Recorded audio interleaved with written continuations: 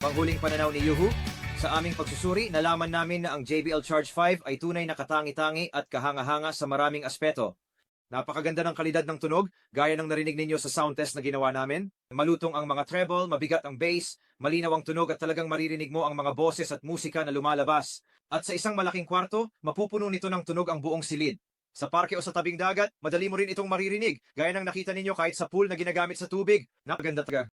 Nakita nyo rin sa tabing dagat. Nabasa namin ito, talagang gumulong pa sa dagat, pinulot namin at gumana pa rin ng maayos. Kaya matibay, maganda ang tunog at mataas ang kalidad. Gusto ko rin ang mga function tulad ng party boost na talagang maganda.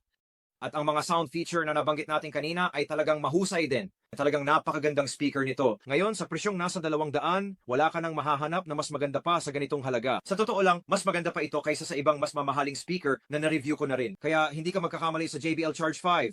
Talagang napakahusay nito. Kabuuan, ito na ngayon ang ginagamit kong speaker tuwing lalabas ako. Talagang maganda siya. Tulad ng sinabi ko, napakagandang maliit na speaker. Talagang nag-enjoy akong gamitin ito at patuloy ko pa rin itong gagamitin sa mga susunod na panahon.